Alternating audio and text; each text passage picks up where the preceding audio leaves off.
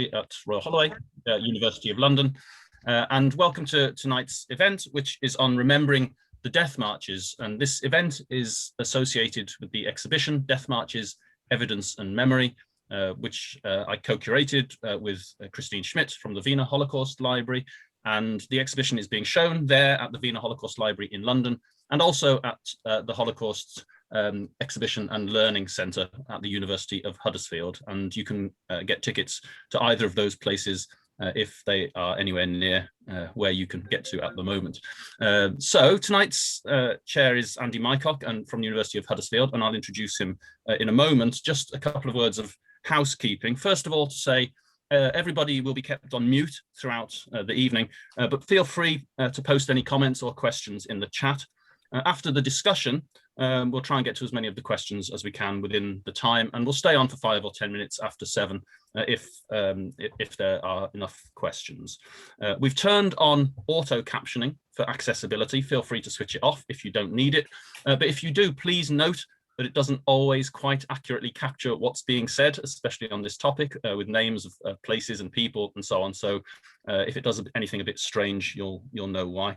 And also to add that Imogen, our colleague at the Wiener Holocaust Library, will be adding various terms and links in the chat throughout the discussion. If you have any technical difficulties, please send Imogen a direct message, and she and Christine and I can try and help. Finally, to say that the event is recorded, but your camera will not appear on screen, and the recording will be available on the Wiener Holocaust Library's YouTube channel in the next day or two. Okay, so to introduce tonight's chair, Andy Mycock is a reader in politics at the University of Huddersfield, and he's co-founder of the Academy for British and Irish Studies based at Huddersfield. He's interested in issues of ethnicity and nationalism, dictatorship and democracy, the politics of the European Union, film and cinema, the legacy of the British Empire, the impact of devolution, immigration and multiculturalism, and contemporary politics across the Commonwealth. So I'll hand over to Andy, who will get us started. Thanks. Well, good evening, everybody, and thank you very much for joining us on this, what is in the United Kingdom at least, a very rare sweltering evening. I'm speaking to you from Manchester in the north of England, and it is a balmy 27 degrees. So forgive my less than official dress this evening. It's a pleasure to be here. The University of Huddersfield has based the Holocaust Exhibition and Learning Centre on the campus since 2018, which was set up in partnership with the Holocaust Survivors Friendship Association. And the Exhibition and Learning Centre there welcomes thousands of visitors, particularly young people, every year to learn more about not only the history of the Holocaust, but also its commemoration and remembrance. And my work intersects with that. I've been working over the last decade on looking at the politics of war commemoration in particular, and particularly the way in which the First and Second World Wars are commemorated across what is known as the Anglosphere, or the English-speaking world. But my work also intersects with the idea about how young people intersect and connect with history and civic education. And it's interesting to talk about the death marches this evening, our subject, which is, of course, the subject of the exhibition, which is on at the Wiener Library Museum at the moment. It's an interesting area because it's just been described as one which is overlooked and understudies. A last murderous eruption of the Holocaust in many ways. Dr. Christine Schmidt describes what we see as mobile concentration camps. And we know that hundreds of thousands of people were affected by the death marches, and indeed significant numbers of people died.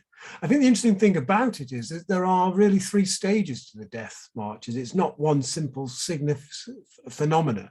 There are different phases in 1944, in early 1945, and then in the last days of the Second World War.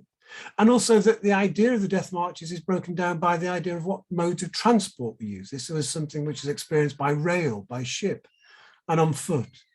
But I think most significantly in many ways is the death marches challenge the notion that the Holocaust was simply a product of industrial genocide. It highlights the murderous extent to which person on person, that this was something around villages and towns and people, and the way in which that intersects with that more significant narrative. And this evening, we're very fortunate to have a panel which comes from different perspectives, from academia, from education, and from the world of arts. And we've asked our speakers if they'd just spend a couple of minutes introducing themselves first before we begin. So I'd like to invite Ms. Susan Silas first to just describe a little bit about her own work. Susan. Hello. Thank you so much for inviting me to this panel. I've actually watched all of the previous ones, and I'm truly impressed by all, and only wish that I could see the 2 exhibitions in person. I also want to apologize for not speaking extemporaneously. I know that's preferable, but I find that I'm too unreliable as a speaker without notation. We were given the questions in advance, and so I have written out my responses to be sure that I cover the things that I think are the most important, rather than speaking on the fly. I'm a visual artist, and my concerns are about embodiment, feminism, and how historical forces intersect with the personal. My project, Helmbrecht's Walk 1998 to 2003, is the documentation of my tracing on foot the steps of a death march that began in Helmbrechts in southern Germany and ended 22 days and 225 miles later in the town of Prahatica, which is now in the Czech Republic. A web version of the work and ancillary materials can be found at helmbrechtswalk.com.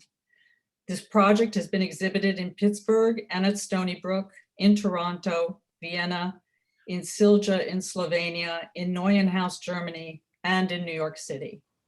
It is the subject of a chapter in 3 books: Landscape and Holocaust Memory by the scholar Brett Ashley Kaplan, Memory Effects, The Holocaust and the Art of Secondary Witnessing by Dora Appel, and The Power of Place, Photographing the Holocaust Today by Bettina Lokman. It is cited in numerous other books and publications and dissertations, and is in fact cited by a previous panelist, Roma Sendika, in A Journey, the Pain of Others in Historical Experience, Susan Silas, that appeared in the RIHA journal. Thanks. Thank you, Susan.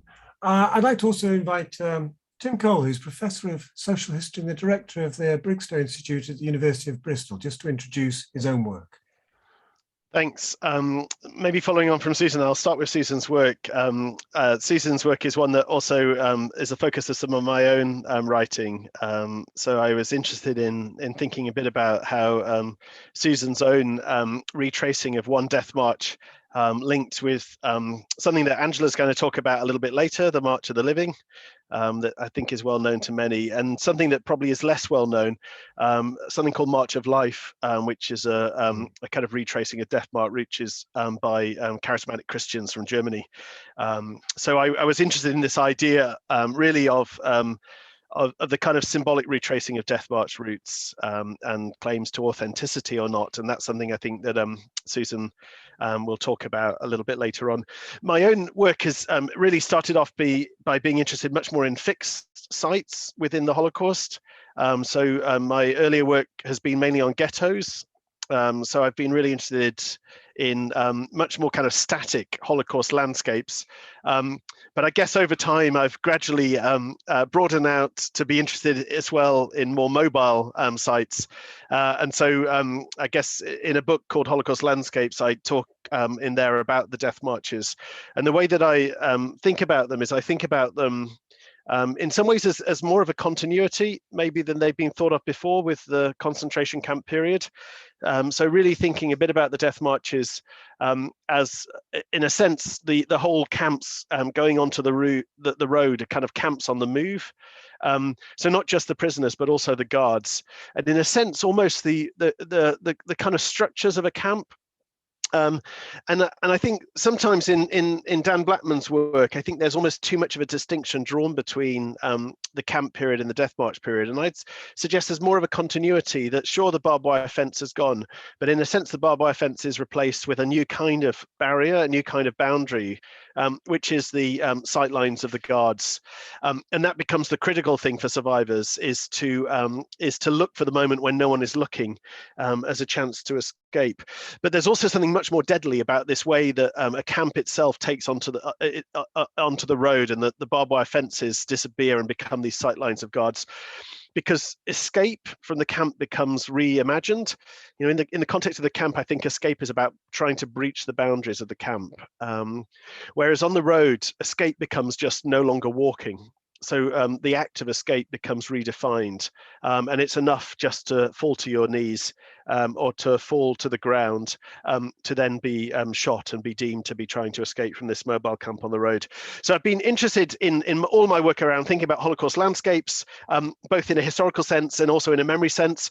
And so as well as writing about tourist visits to camps and ghettos, I was really intrigued when I came across Susan's work and reflecting on the ways in which individuals have also tried in some ways to trace the roots of the death marches, and that's very much going to be the focus of our conversation, I think, this evening. Thanks, Tim. That's much appreciated. I'd like to also introduce Professor Jens-Christian Wagner, who's Professor of History and Media and Public at the Friedrich Schiller University of Jena. Professor Wagner, would you like to introduce yourself and your work? Oh, I think you're on mute. Apologies.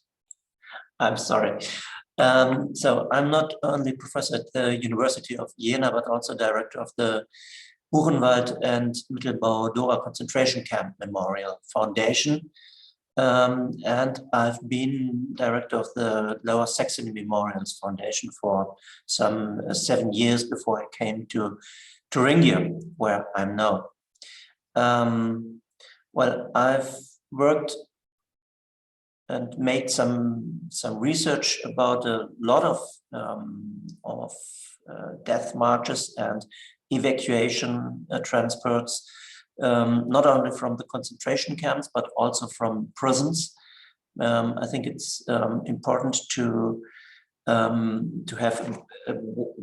widen our perspective on the death marches. There were not only death marches when the concentration camps were closed and the prisoners were sent to the center of the German Reich, but also other categories of camps were closed.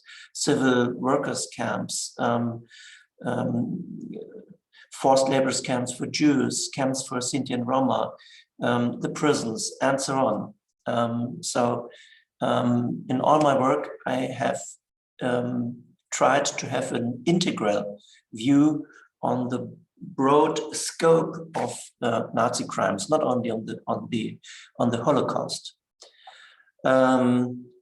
Unfortunately, I couldn't see your exhibition, which is on stage, as I understood, at Huddersfield now, or at the Wiener Library. I don't know exactly. Or both of them? Both. Both, okay. But some 5 or 6 years ago, I made an exhibition about the death marches from the Mittelbau-Dora concentration camp, which was situated in the Harz Mountains, in the center of Germany, to Bergen-Belsen. Nearly all the prisoners of the Dora concentration camp were sent to Belsen in April 1945. And yes, some years ago we made an exhibition about that with a small booklet, from Harz to Heath, death marches and evacuation transports in April 1945. Okay. Professor Wagner, thank you very much for that introduction to your work. That's very much appreciated. And our final speaker this evening is going to be Angela Gluck, and Angela is going to introduce some of her work. She's working very much with the March for the Living. So Angela, over to you. Thank you very much, Andy, and it's a great honor to be here and a real privilege to represent March of the Living. So my entire background has been in education. I'm a schools advisor and a teacher trainer, but a lot of my work has involved Holocaust education, mainly in secondary schools and with young adults. But since its inception, I've been involved with March of the Living UK.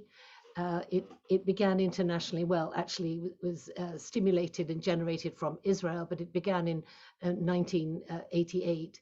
But there wasn't a UK delegation until 2010, and I've been an educator on those trips ever since. I think I want to say, first of all, that it isn't specifically about death marches. It is a way of trying to experience the effects of the Holocaust, of the Shoah. March of the Living, in particular, the UK branch, emphasizes education about the communities that were affected, not only about their death, but about their life. So in the case of Poland, there is a 1,000-year, broadly speaking, very, very painless, relatively speaking, I should say, a very painless experience with a great deal of coexistence and a flowering of Jewish culture. So part of what we try to do in March of the Living is to appreciate that heritage, to understand it for its own sake, but also to see what was lost, not simply that Jews were killed or Sinti Roma were killed or others were killed, but actually what was the culture that was lost. And we do this by having about a week, or perhaps a little less than a week, touring the country and looking at what remains of the pre-Holocaust Jewish life, and to some extent the current Jewish life in Poland. March of the Living takes place on what is called in the Jewish calendar Yom HaZikaron HaShoah U'Gevurah, literally the day of remembering the Holocaust and heroism. And it was the date was chosen in relation to the Warsaw Ghetto Uprising, and so it tries to emphasize not simply that people were victimized, but also that there were acts of great heroism, of bravery, of kindness, and of solidarity. And so that's why that date was chosen, rather than the 27th of January, which is a date about liberation by others, by the so to speak, the non-victims. So that itself is very significant. It's about, pardon the cliche, it's about empowerment, and it involves literally walking from Auschwitz I to what is sometimes called Auschwitz II or Birkenau. Let me just briefly show you an image of this kind of walk. There we go. I hope you can see that kind of walk there along a disused railway between the two. It's just a few kilometers. It takes a very long time, because there's 12,000 or more people actually walking or marching, some in silence, some singing psalms or freedom songs, some just chatting gently. And sometimes people join in from as it were, the countryside. Polish nationals will join in the march, along with these delegations from, well, we say every continent except Antarctica. We haven't got the penguins there yet, but they do come from Europe and North America, in particular, also South America, Australia, and various parts of Asia and Africa. And so it is literally an attempt to reverse the death marches. Death marches involved taking people out of the physical limitations of the camp with a disregard for their life. They might survive the journey, they might not. It was almost immaterial, perhaps, whether they survived or they didn't. But what we are doing on the march is walking back into Birkenau, as if to say, well, we have survived. We are still here. We are able to walk. And then there is an event at the end of that march in Birkenau itself, which is closed to the public for the day. So is Auschwitz I, by the way. And it is a cross between a religious service and a community gathering and I don't know, pop concert, or it is a very strange kind of genre, if you like, of events. But it is a statement about life and continuity and survival. Many thanks for that, Angela. That's very powerful and very interesting to hear of the whole process. It's very interesting. Please do feel, if you've got any questions for our panel, please do submit them. We have got a number of questions which we've posed for them just to start off the conversation this evening. And the first question is one really coming from the interest about remembrance and commemoration. And I asked the panel to think about to what extent do they feel that the remembrance of the death marches was distinctive in terms of the wider commemoration of the Holocaust. And I wonder if I can ask Professor Cull first, maybe to address that question. I'm sure. I mean, I think there is something distinctive about the remembrance of the death marches in that it's distinctive by its lack of remembrance or its relative lack of remembrance within the kind of popular sphere. I mean, I think broadly speaking, and this is a kind of this is a simplification, so bear with me with the simplification. Broadly speaking, I think in my sense is that if you think about the Western world, if you think of Britain and you think of North America, broadly speaking, I think there's been a kind of shift in the memorial landscapes from originally the landscapes liberated by British and American troops, places like Dachau or Bergen-Belsen, in the immediate post-war period. If you think of the immediate post-war period, there's a kind of focus upon those camps that are liberated, by the British and the American troops. There's gradually a shift to more focus on the camps liberated by the Soviets, and in particular Auschwitz-Birkenau, that you see, I think, around the 1960s and into the 1970s. So you see, if you kind of just trace the use of language, I think Belsen in British discourse shifts to become Auschwitz, increasingly by the 1960s. And I think the trial of Adolf of Eichmann is very important there. Then I guess there's a shift later on, post 1989, to the focus on the Holocaust by bullets, as it's termed, the face-to-face killings, Einsatzgruppen within the former Soviet territory. And in some ways, I think there's a sense in which the death marches, the evacuations, become something that becomes part of a kind of later, I think really 1990s, 2000s moment. So in a sense, the exhibition that's on at the moment in Wiener Library or in Huddersfield, I don't think would have happened in 1950s or 60s or 70s. There was a Belsen exhibition, in that period, or there was an Auschwitz exhibition a little bit later, or there was a focus on the Holocaust by bullets. So in some ways, I think the very fact that this is happening now says something about how there's been a shift. And so maybe I could just start with that sense of there's a distinctive chronology to the memory, which is a distinctive chronology. And maybe a little bit later, I'll say something about a distinctive geography, which is about the fact that this is so dispersed, that it's hard to pin this down, because it covers, as Jens will tell us, I'm sure, about the evacuations in the region that he knows well, that this uses lots of different roads and rail tracks within the region, rather than having a kind of focus in the way that somewhere like the Warsaw Ghetto uprising or the killings at somewhere like Belsen or Auschwitz does. Thank you, Tim. That very much that point about the fluidity and the way in which geography changes. Professor Wagner, you focused very much on the history of concentration camps. In that context about the death marches, how does that change the narrative of our understanding of the Holocaust, that fluidity and that shift in geography? Do you think it provides us with a distinctive challenge in terms of commemoration? Oh. The question for me, not? That's right, yes. Yes, okay. So I think despite the broad research made by historians like Clemens Winter or Daniel Blattman, I'm sure you know his different works, until today we don't know enough about the history of the death marches. Some routes of these death marches are still unknown. A lot of graves have not been located yet. And we don't know the total number of the victims. For example, as I told you, the Mittelbau-Dora concentration camp has been evacuated in the beginning of April 1945. And actually, we don't know how many people died during these death marches. We estimate that there were some 40,000 prisoners who were sent to these death marches, most of them to Bergen-Belsen, and we estimate that some 8,000 to 10,000 did not survive. But actually, we don't know exactly, and we don't know their names.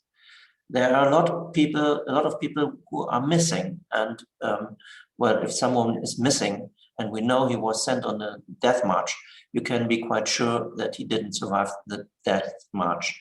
But we don't know where the graves are, where these people have been buried along the death march roads. So there's a lot of research still to be done. This is my first point. My second point is, I think that's, like I said in some minutes ago, that it's important to emphasize that the death marches were not a sub-chapter of the Holocaust.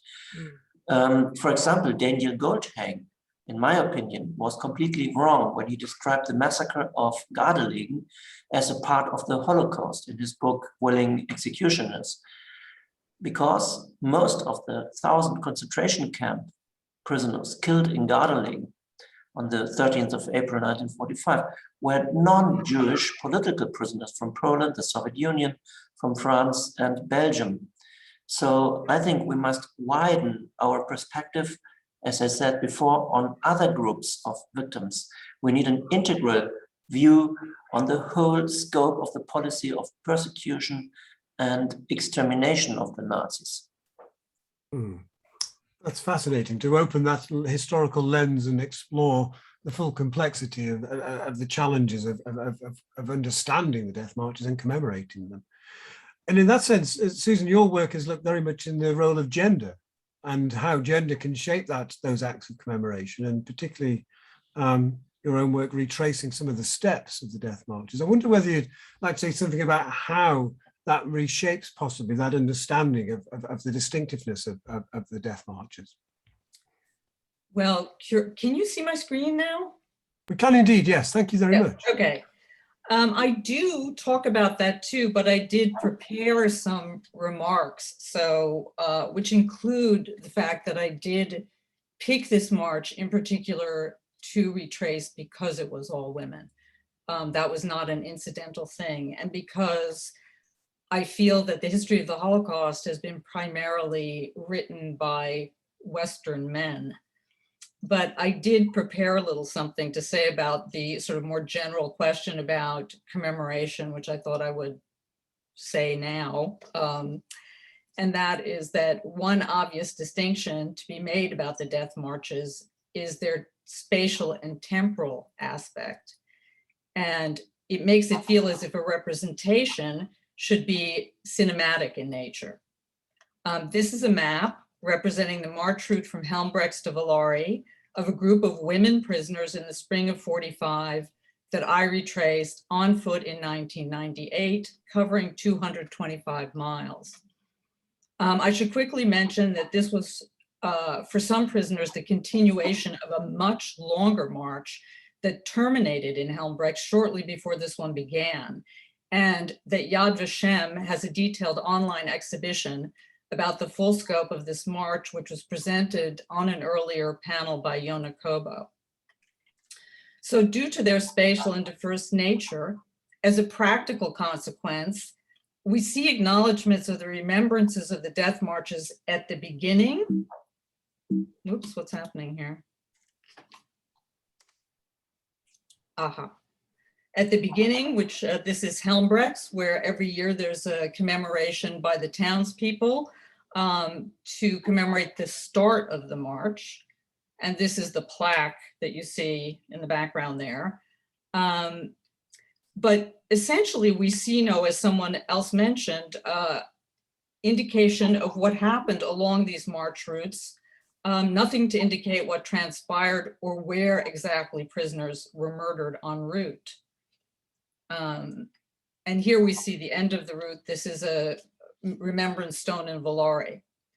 In these marches, I see a metaphor for the return of the repressed, inasmuch as this hidden thing inside the camps, though of course widely known despite denials, bursts into the public sphere when the activity of camps is displaced onto public thoroughfares, although the guards do try to stay on less traveled roads and out of the center of towns as much as possible, even though I went straight through Marienbad. There's also a strange contradiction in that the process of hiding the prisoners from the Allies is precisely what makes them public to the local populace. In the case of the march from Helmbrechts to Prahatitsa, whose endpoint is usually referred to as Valari, where some surviving women were hospitalized and where 95 of those who died along the march route are buried, the fact that all of the prisoners were women makes a mockery of Himmler's concern that the prisoners must be removed because they would rampage through the local towns and rape German women.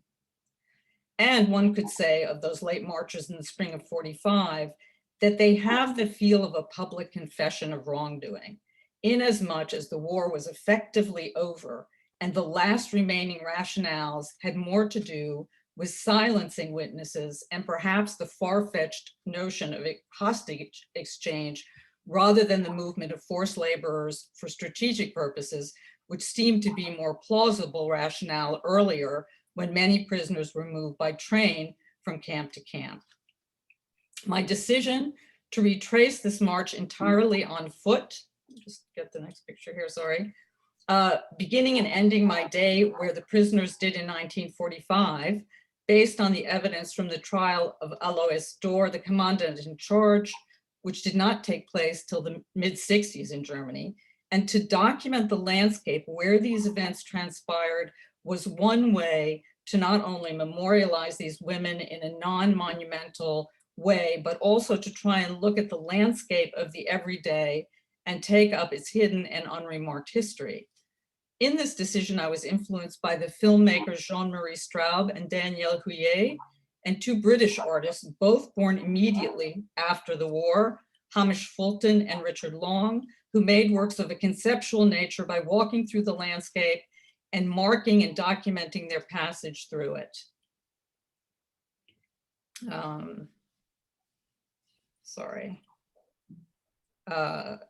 So I'm going to show you a couple of images here of my days walking through the landscape. This is obviously not all of them.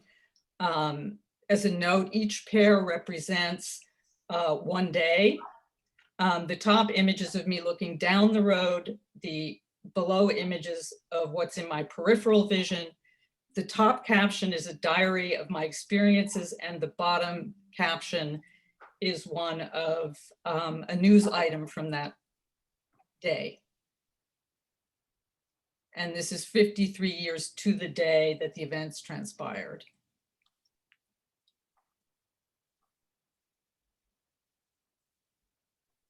And believe it or not, this cross was out in the woods in the middle of nowhere.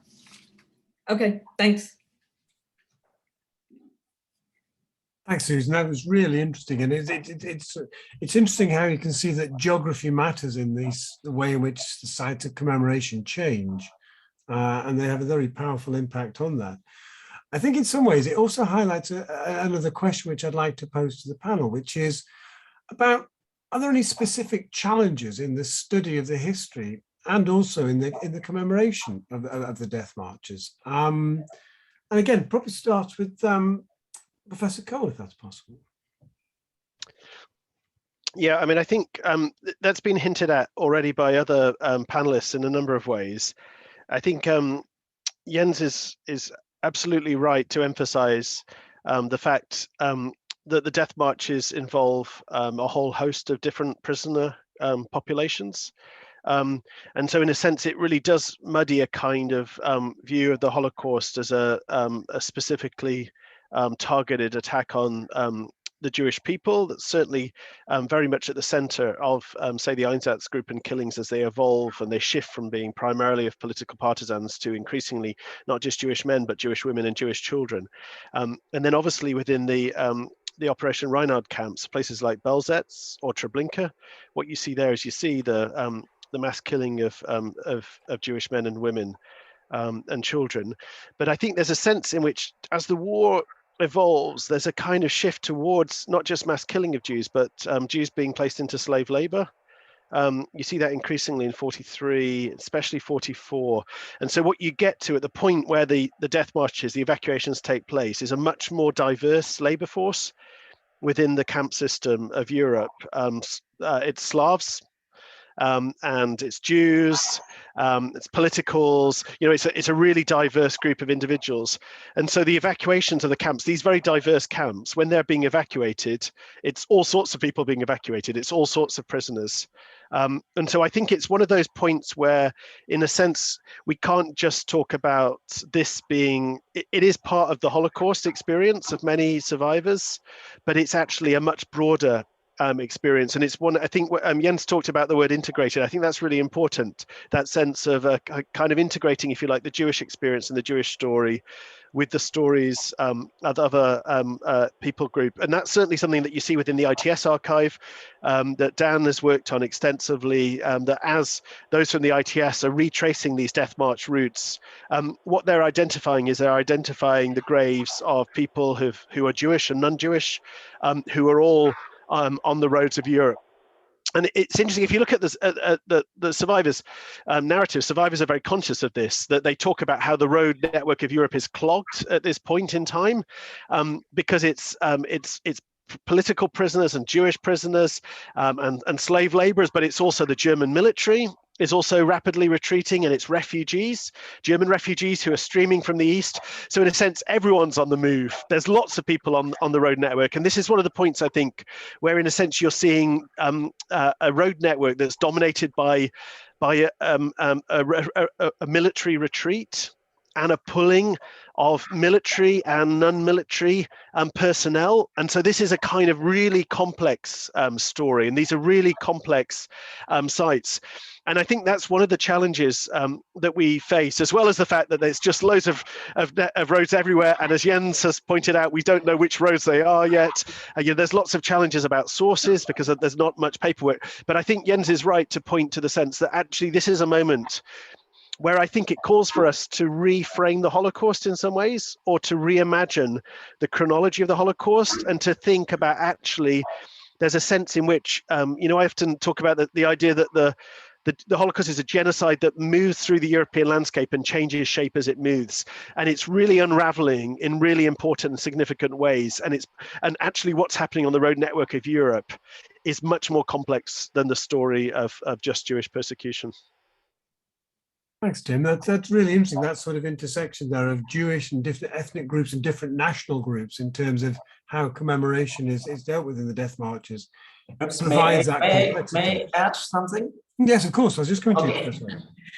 So if the victims of the death marches had only been Jews, it would be very much easier to explain why so much people were killed on the death marches.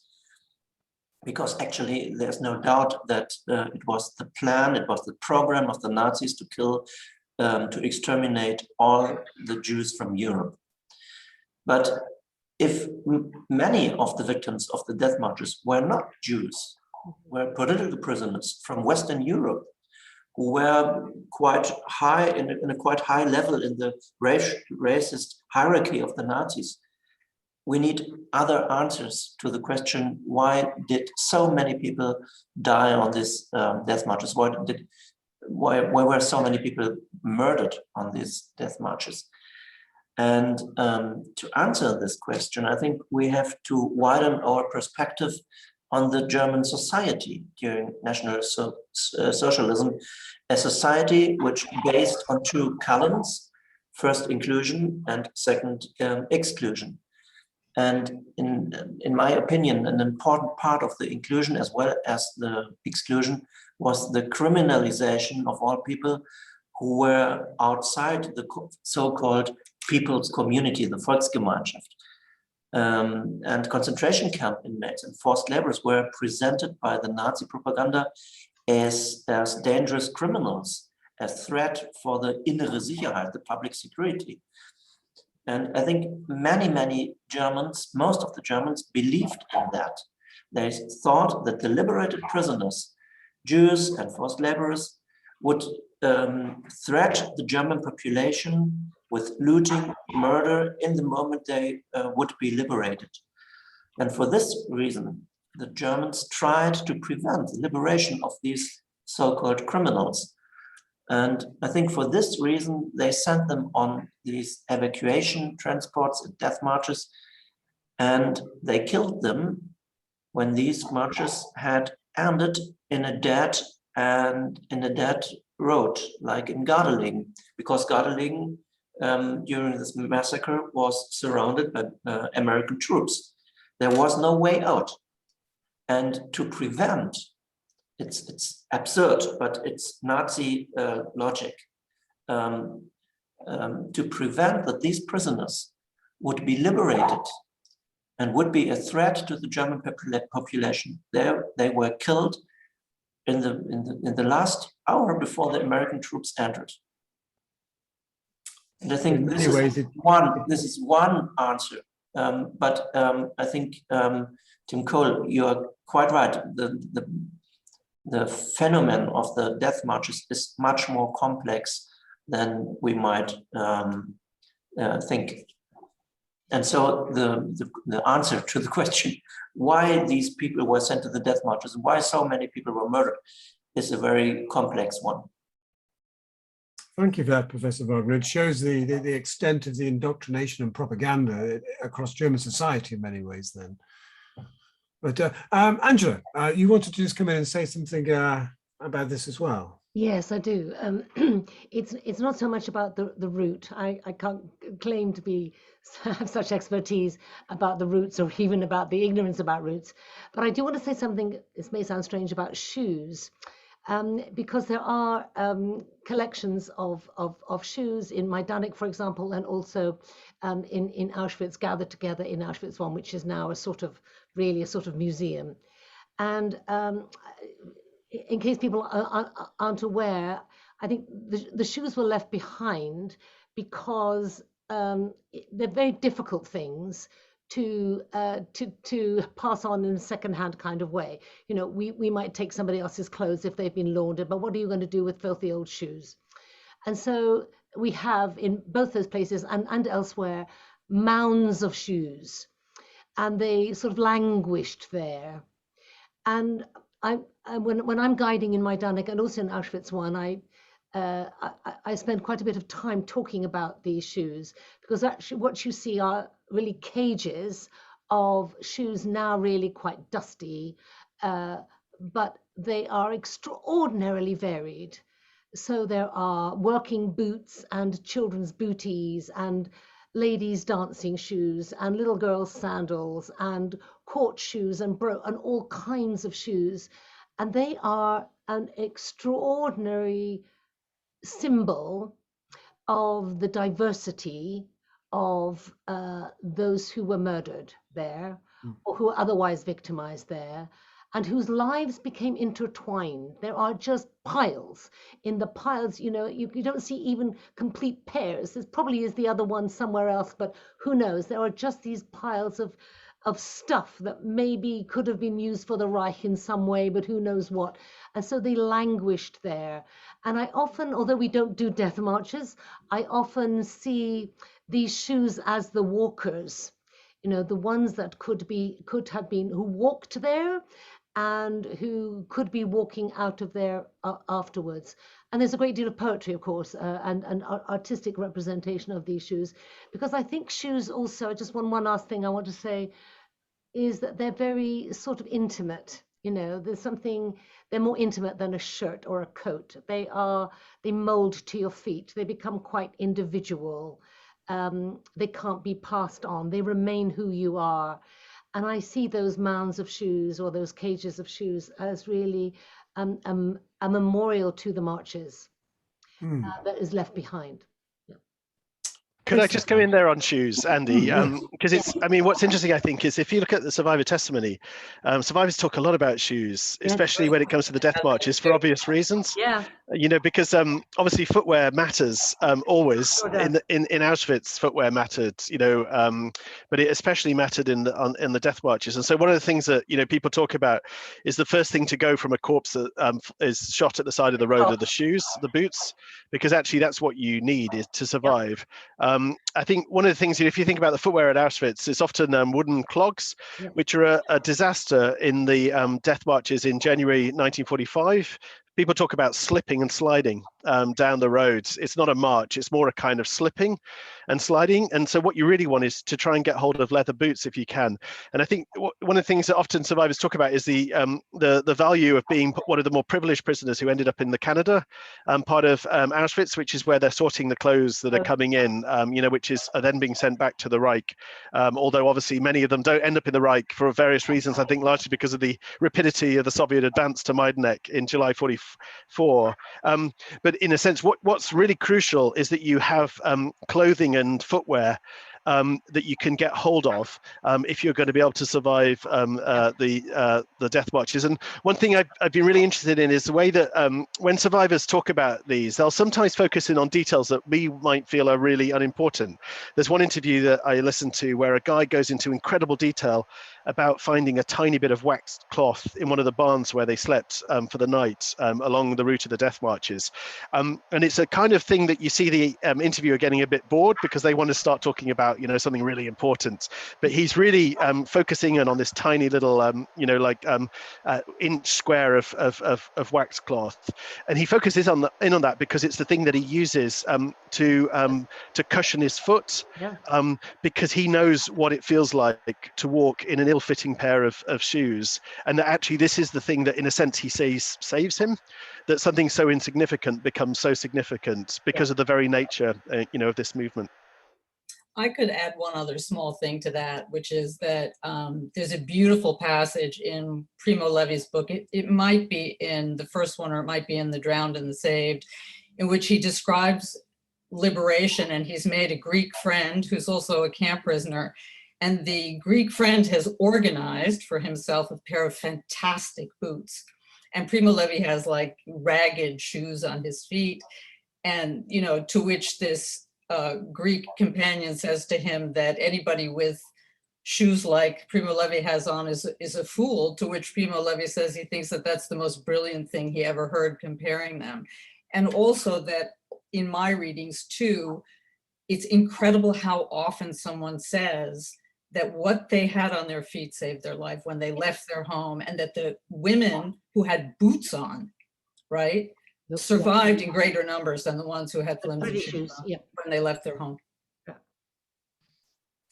think that's really interesting to get that sort of personal sense in which shoes as an item become very symbolic of a much wider challenge, as well as a symbolic sense of that remembrance. We've had a few questions in from the audience, which I'm sure between our esteemed guests we can address. The first one is unfortunately, I've not got the names of the questioners, so I can apologise for that. But they said, for the non-academics in this field, could you please give us an indication of how many miles per day were walked during the death marches? Where did food come from, if food was indeed at all an option? And what was the percentage of those that undertook the death marches, the different forms, that actually survived? I can address just a teeny bit of that, in as much as Alois Dorr's trial transcript from the 60s maps out, and I repeat, the length of time that these women walked for this particular march from Helmbergs to Villari, and it was different every day.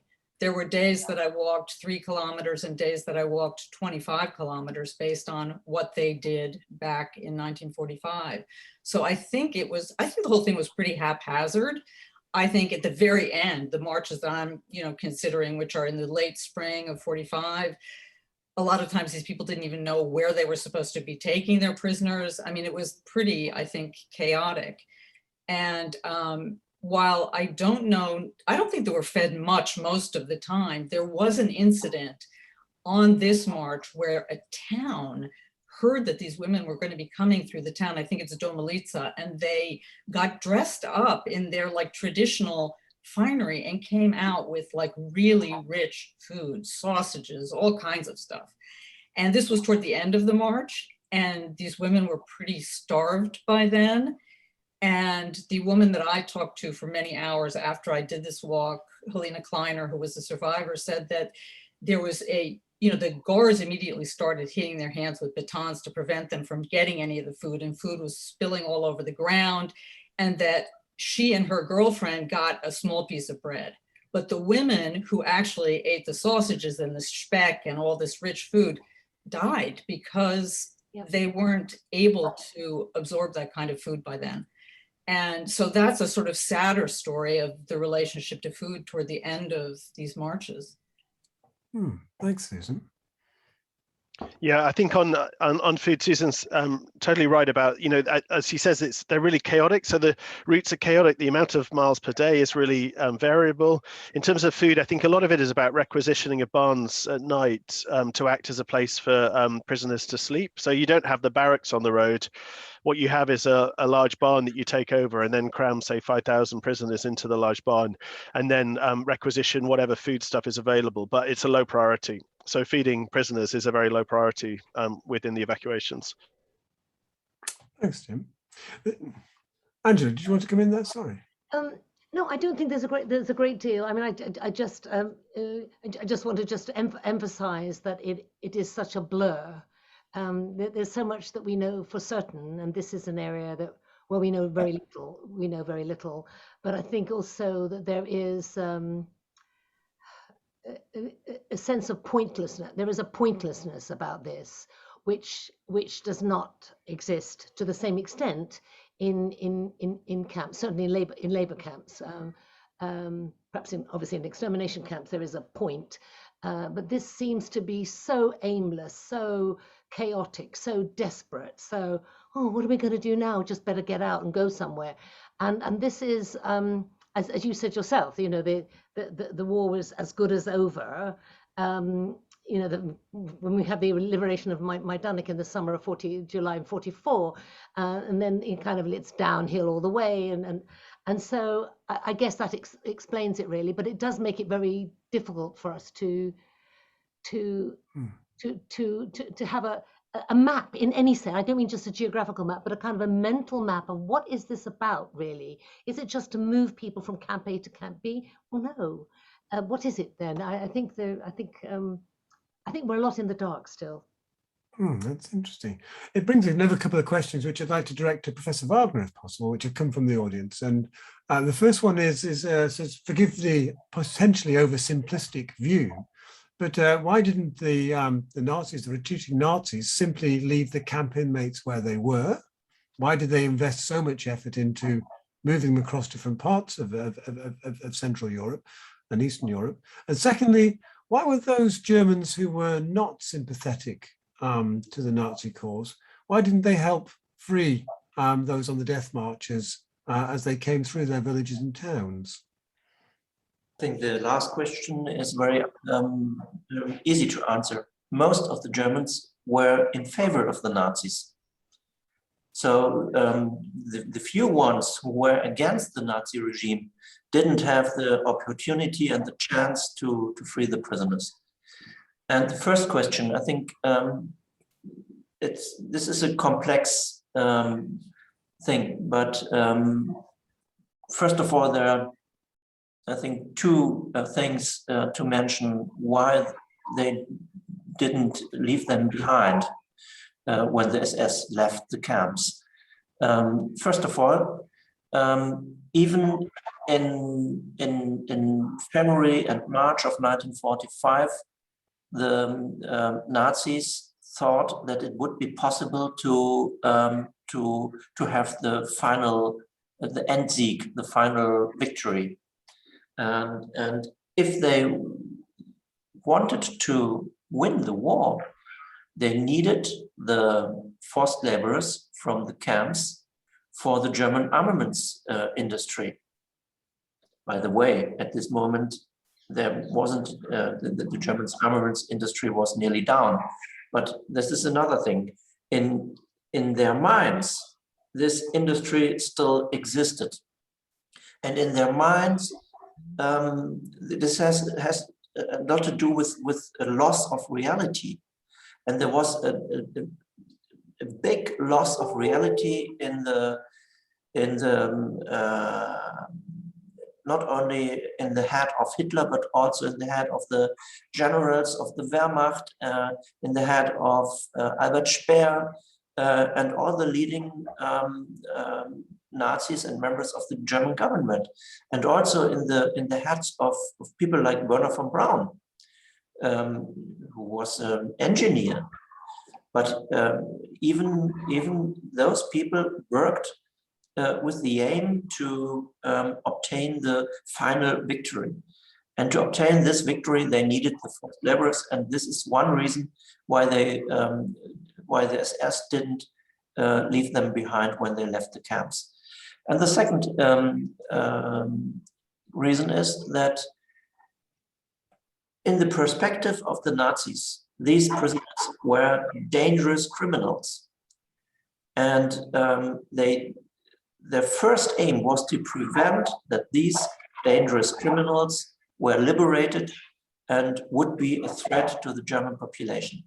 And this is, I think, the most important reason for the death marches. Thank you very much. Of course, in our perspective, this is it's ridiculous, and it's but in the logic of the Nazis, in the thinking of the Nazis, in the ideology of the Nazis, this was logic. It's remarkably powerful to think about quite how ingrained that sense of fear of the unknown was forced through by Nazi propaganda during and before the Second World War. We are running close to our end. I think we might run about 5 minutes over, just to warn our participants in case their lunch, if they're in New York, or their tea is just bubbling away in Europe. But one question that I wanted to ask, and it's a personal question which is linked to my own work, which is, in 2009, the last combatant on the First World War, Harry Patch, died. And I remember that the front page of the British Economist magazine said that the commemoration of the First World War went from memory to history. And there was a sense of that transferal. And of course, we are in a period where, sadly, the last survivors of the death marches are sadly passing away. And so that same effect is in many ways happening in terms of how we might think about and commemorate the death marches, as we see that direct memory shift to history. I just wonder if I could ask all our participants in many ways to think about, what do you think that potential impact might be in the way in which we remember and commemorate the death marches? And particularly in terms of Angela, if it's okay, I shall come to you last. What does it mean in terms of passing on our knowledge of understanding to future generations? Professor Cole, Tim, do you think you could start first? Sure. I mean, I think this is a broader context. I think there's a kind of anxiety at large about the death of the last survivor, and what that means for, in particular, Holocaust education and Holocaust remembrance, because in many ways the survivor has become the sort of prime teller of the story of the Holocaust. You know, survivor narrative has emerged as the prime discourse. I mean, I think that itself has a history that I'd situate around the time of '61 and the Eichmann trial. So I think it very much is tied to, you know, a decision in the Eichmann trial to foreground survivor voices as central and to create a kind of narrative. You know, I think prior to that, it's a sort of moment that scholars have talked about the move from displaced persons to survivor. And a survivor having a kind of particular role. So in some ways, I'd say that history is a thing where things change. Like, that's kind of what we know from history, is that things always change. And so maybe we'll shift from a kind of displaced person to survivor. We'll shift from survivor to historian. I mean, what fascinates me, I think, is the kind of the sense within this world of kind of Holocaust memory and education of seeing the second generation as the kind of torchbearers. So in a sense, if the survivor generation die, then will the second generation, and then after them the third generation, become those who hold the torch? I mean, to me, that is in a sense, I think, deeply problematic. I think the second generation can tell their own story, but I don't necessarily think they can tell their mother or father's story in the same way that their mother and father can tell it. In some ways, I think survivors and historians are doing very different jobs. Survivors, I think, are very much telling their own story of what happened to them. And I think in the case of the evacuations and death marches, we are really reliant on survivor testimony, because that's where we get the majority of the evidence from. There's relatively little in the way of German documentation. There's some post-war stuff that you find within the ITS archive, that Dan's used in the exhibition, which is really interesting material. But actually, I think we're really largely dependent upon the survivors. But I think the thing that we do as historians is quite a different task. In a sense, we're not trying to tell a story of an individual. We're much more trying to contextualize, to understand, to try and understand what is happening. And so in some ways, I think what we need to do is think about in many ways that actually the historians maybe can be trusted to take on this story, and they'll use survivor narratives in part to inform their analysis. It's just kind of what happens. That's what happens with the past, is that there's a point where the past recedes from living memory and becomes the stuff that historians do something with. There's an inevitability to it that I think we need to embrace rather than to try and fight against. Thank you. Excellent. Anyone else would like to come in on that? I definitely don't disagree with, whoops, am I on? I don't disagree with that. I think that I see myself as a secondary witness, in the sense that my parents experienced this, and I don't see my walking through the landscape as in any way helping to enable me to imagine what these women went through. And I think that it's going to be about the transmission of information, and that's going to be very, very important and critical transmission of information. And in that light, I think that commemoration becomes less important than the transmission of information, because once the survivor generation is gone, it seems to me that commemoration is less important than getting people to know what happened, than giving information. Thanks, Susan. That's a really interesting point. Probably controversial too, but it's an important one, though. It's certainly an important one. Professor Wagner, do you have any final thoughts on that question?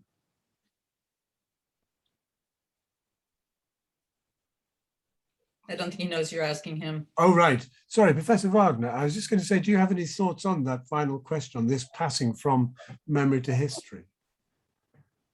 Well, I think this is an important thing, especially as at memorials like Buchenwald or Bergen-Belsen, because we are doing historical education every day here with groups, especially of young people.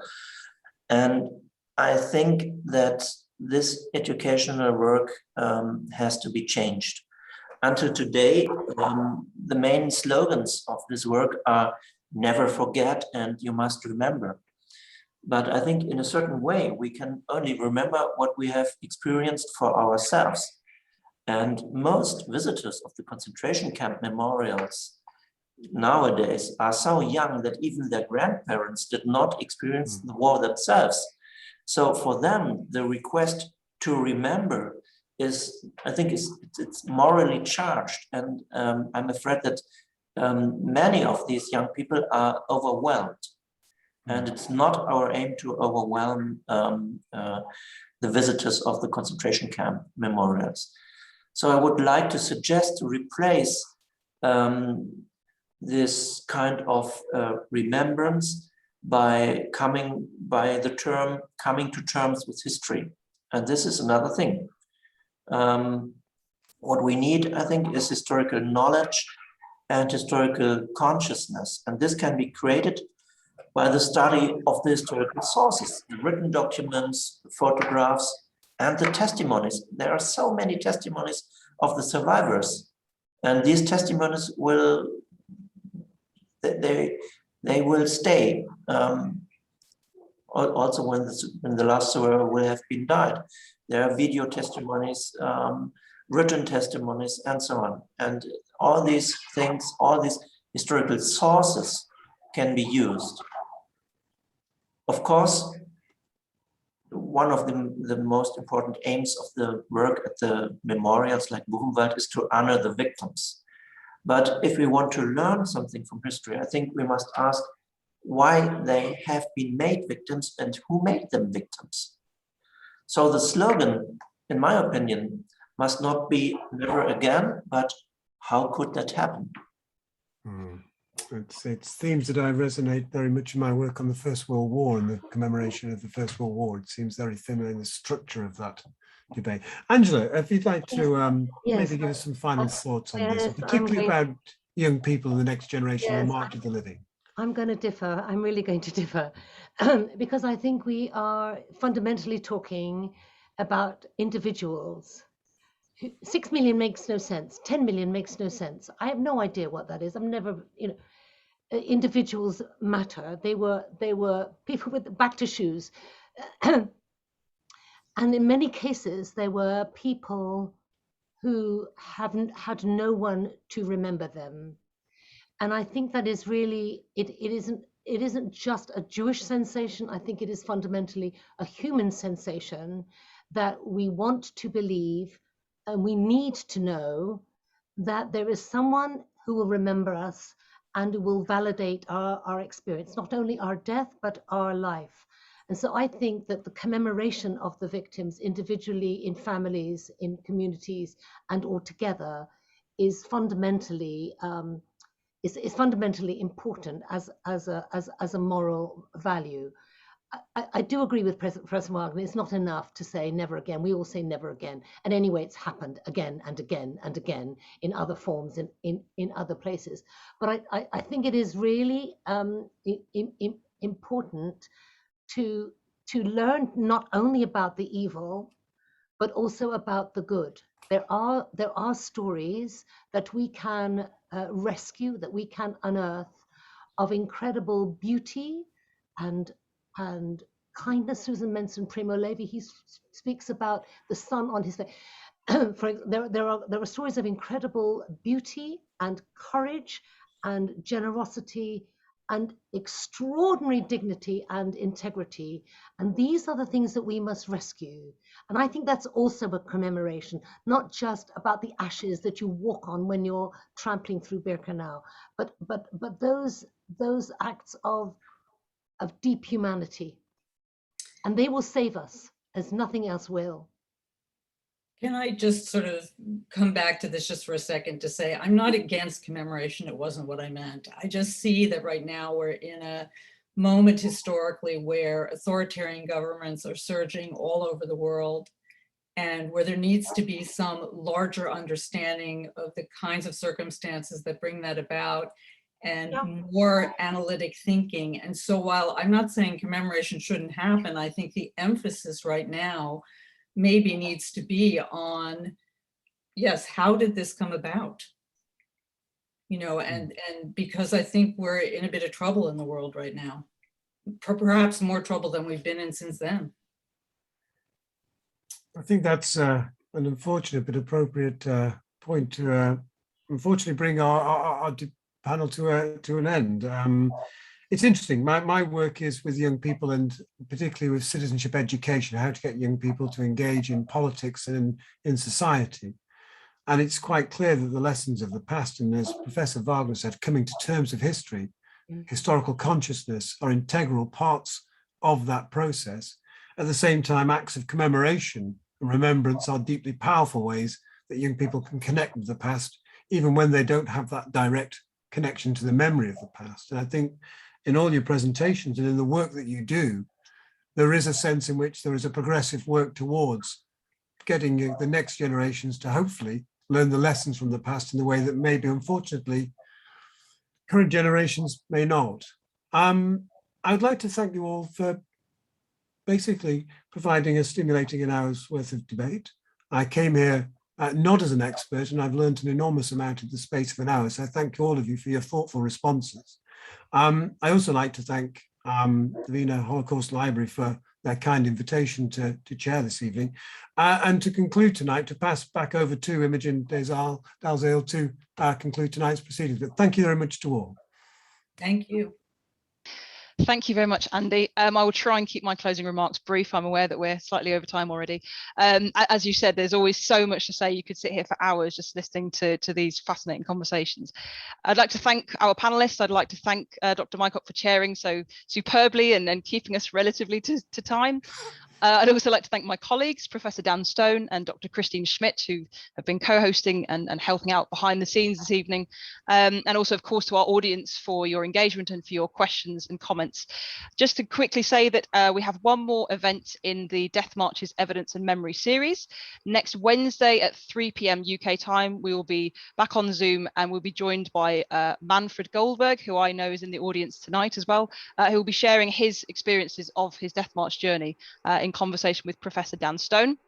I will be sending out a link in the email tomorrow after the event to all our attendees. Also to say that the other panel discussions we've had in this series are on our YouTube channel. This will also be going up as a recording tomorrow. Again, there will be a link in that in tomorrow's email. And if you would like to see the exhibition, if you're able to, then Death Marches Evidence of Memory is on display at the Wiener Holocaust Library in London until the 27th of August, and another version on at the Holocaust Exhibition and Learning Centre in Huddersfield until the 1st of September. So again, I will put more information about that tomorrow. But again, just to say thank you all very, very much. Have a very pleasant afternoon or evening, depending on where you are. And we look forward to seeing you at future events. Thank you very much, everybody. Take care. Bye.